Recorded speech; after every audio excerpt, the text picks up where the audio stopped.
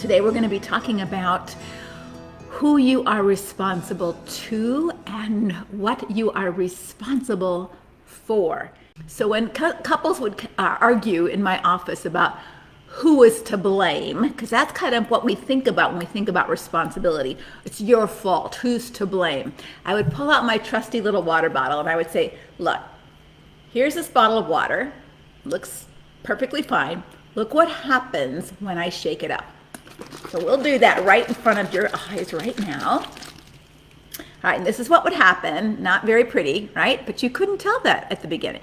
And I would ask, what made this water dirty? Did shaking the bottle make it dirty?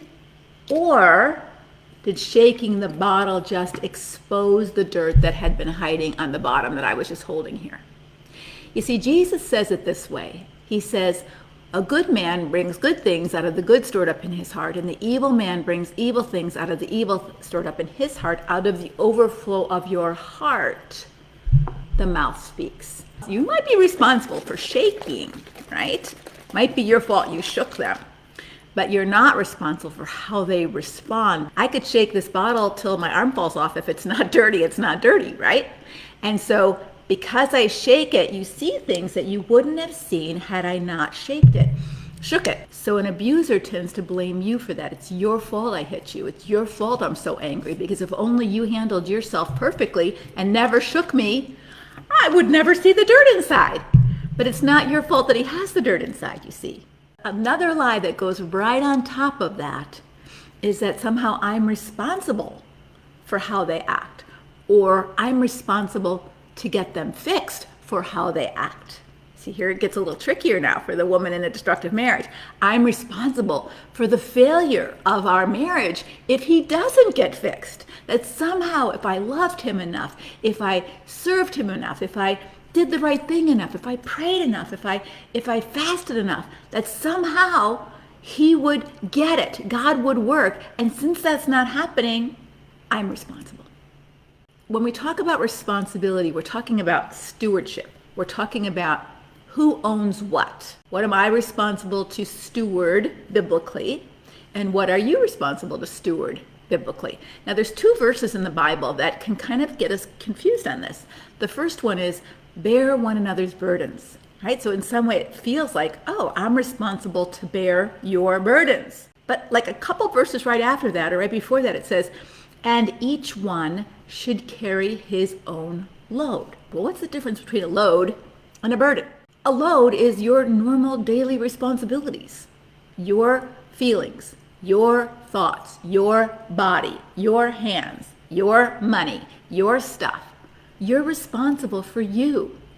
And so often, as adult women, we start taking responsibility for everybody but us, and we're going down the tubes.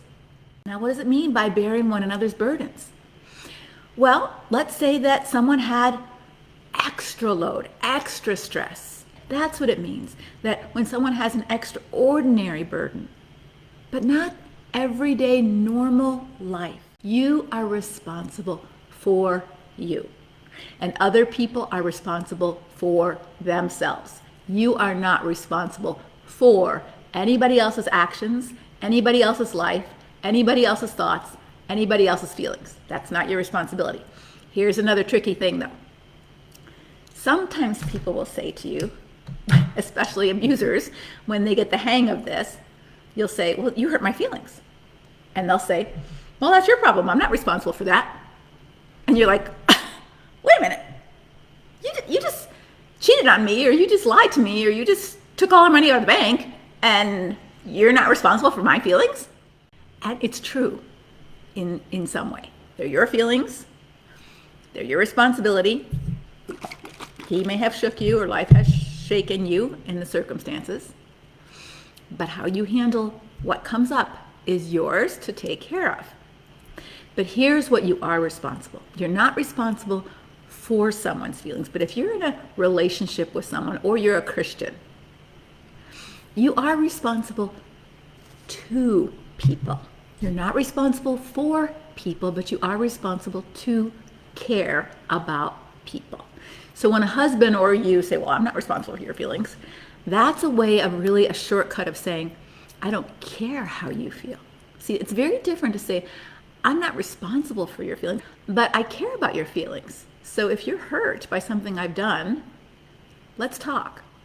I care about that. That matters to me because you matter to me. So we are responsible to care. God calls us to love, even our enemy, right? But we can't be responsible for our enemy's actions, our enemy's decisions, or take the blame for our enemy's consequences, right?